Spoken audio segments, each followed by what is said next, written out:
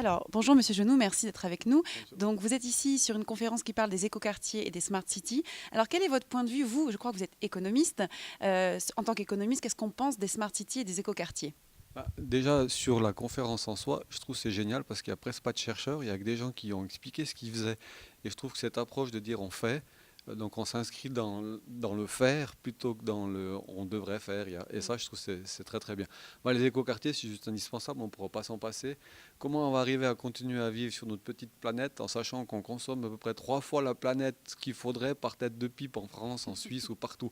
Donc si on n'a pas des solutions de ce type-là, c'est-à-dire de réduire nos consommations, mais intelligemment, sans nécessairement réduire les conforts des gens, on ne s'en passera pas. Donc économiquement, il faut que ce soit rentable. On a vu, hein, c'est des solutions qui sont rentables. Donc on ne parle pas de subventions, donc ils parlent de temps de retour de 4 ans sur une vie d'un bâtiment communal qui va durer peut-être 30 ans. C'est-à-dire les autres années, c'est-à-dire les autres 25 années, ça rapporte de l'argent. Donc c'est vraiment des solutions intelligentes qui sont en train d'être mises en œuvre. Donc voilà, tout bénéfice pour tout le monde.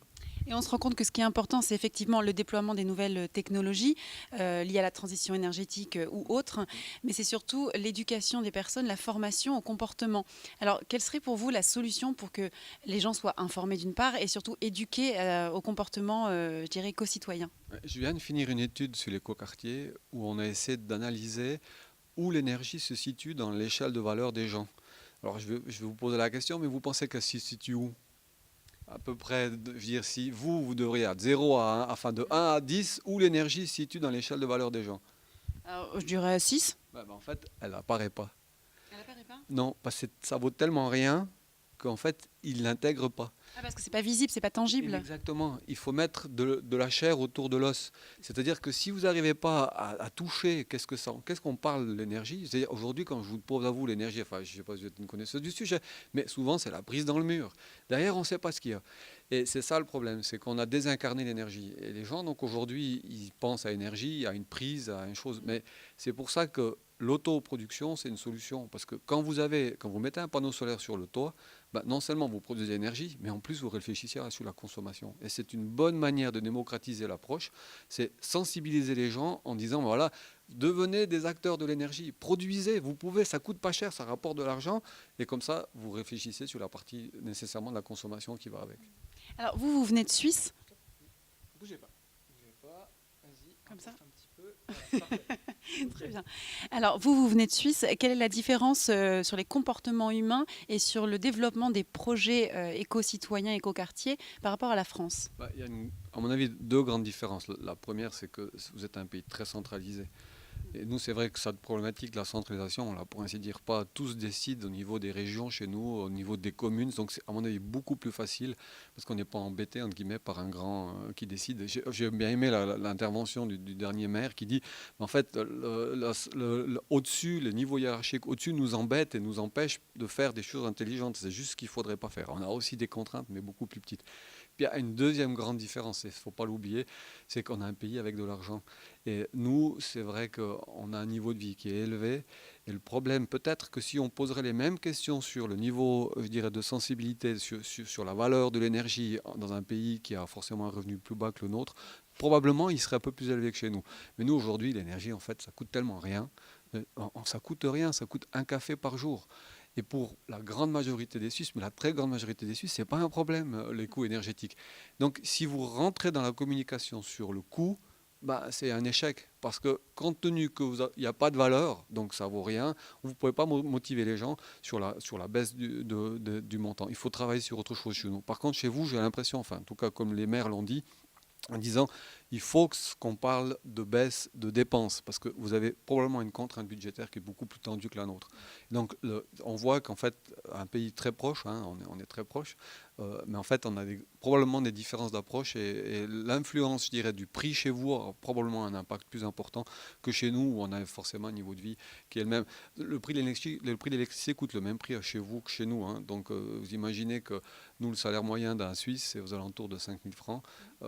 Donc 5 000 euros. Chez vous, je sais qu'il y a beaucoup de gens qui sont au SMIC à 1 500 euros. Donc évidemment, quand vous avez un budget de 1 500 euros, là, peu de dépenses que vous avez, ça vaut quand même beaucoup d'argent parce que je dois choisir avec d'autres solutions. Donc ça, c'est peut-être un impact qui change par rapport à ce qu'on a en Suisse. De faire en sorte que les priorités soient peut-être plus tournées là-dessus, en fonction des budgets de chacun, c'est sûr, mais on peut peut-être faire des choses comme on l'a vu ici avec les communes à plus petite échelle, avec effectivement pas forcément des subventions parce que les dotations de l'État ont été baissées, mais peut-être que l'État aurait un rôle à jouer nécessairement dans les petites communes pour aider le développement de ça. Moi, je suis convaincu, toutes les solutions sont là. Ce n'est pas un problème technique. On a les solutions qu'il faut, on sait exactement ce qu'il faut faire. Je suis ingénieur aussi, en plus d'être économiste. Je sais exactement ce qu'il faut faire chez vous pour que vous puissiez baisser votre facture d'électricité. Vous êtes notre solution. Non, mais il y en a plein d'autres. Et ce n'est pas un problème d'argent non plus. On voit qu'elles sont souvent rentables. Quand vous parlez de 3, 4, 50 ans de retour dans une maison, vous allez vivre encore les 20 prochaines années, ce n'est pas un problème. Même si vous la vendez, celui qui va la racheter, il va en tenir compte de l'investissement que vous faites au niveau énergétique. C'est un problème humain. Et comment on arrive à toucher les gens pour qu'on arrive à faire changer les choses? C'est ça le problème. Comment arriver? Alors, le prix est une chose. Moi, je suis convaincu qu'il faut travailler avec les enfants. Parce que, je ne sais pas si vous avez des gosses, mais je veux dire, votre petit qui vous pose la question sur «Mais maman, pourquoi tu as mis une lampe qui consomme autant d'énergie?» Vous ne pouvez pas lui répondre en disant «Je m'en fous». Donc, moi, je travaille beaucoup avec les enfants. Je pense que c'est une bonne manière de toucher les adultes. Parce que quand un petit reproche quelque chose à un papa ou à un maman, le papa et la maman, il fait ce qu'il faut. Mais dans la vie de tous les jours, vous êtes aussi stressé que moi, j'imagine, vous avez un agenda qui est plein aussi. Et on arrive tout d'un coup, à travers les enfants, d'arriver à se toucher les adultes. Et je pense qu'on a vu presque systématiquement, ils disent, on essaie d'impliquer les enfants. Parce que c'est que les écoles, déjà aussi, c'est pour eux qu'on fait, hein, parce que nous, on va mourir avant d'eux. Donc, si aujourd'hui, non, enfin, moi, c'est pas un problème, le réchauffement planétaire, pour ma vie à moi. Elle va s'arrêter dans quelques années, et puis c'est plus mon problème. Par contre, pour les générations qui viennent, ça va être leur problème. Et donc là, dans ce cas-là, il faut évidemment les impliquer dès le début. Puis si vous n'arrivez pas à expliquer à un enfant ce que vous faites, s'il n'arrive pas, exactement, soit c'est pas clair, c'est rarement le cas, soit est-ce que c'est vraiment une bonne idée? Et donc, à quelque part, quand vous posez la question à des enfants, mais voilà, qu'est-ce que tu ferais avec ça? Ils ont souvent des réponses limpides. Juste pour la petite histoire, je rentre du Rwanda, village où il n'y a pas d'électricité, et vous posez la question aux petits, mais qu'est-ce que tu ferais avec l'électricité si je la mets? Les petits répondent, j'aimerais juste lire. Et à partir de là, je veux dire, on voit qu'il y a une telle différence. On est tous sur la même planète. Je regardais aujourd'hui, en arrivant à la Défense, je suis sorti du métro, j'ai vu la Lune. Quand j'étais au Rwanda il y a 2 semaines, j'avais la même lune. On voit la même lune. On est sur la même planète. Donc, à quelque part, on ne peut pas avoir des différences aussi importantes. Si on continue à consommer autant d'énergie qu'on consomme aujourd'hui chez nous, parce que c'est le cas, hein, même si on en consomme peut-être pas beaucoup, mais quand même beaucoup plus que des pays qui n'ont rien, il faut qu'on arrive à partager. Et je pense qu'à travers les enfants, on peut justement essayer d'influencer, nous, les adultes, à essayer de faire le mieux possible. C'est du job, mais il faut qu'on y arrive. La base, c'est l'éducation. De toute façon, tout part de là.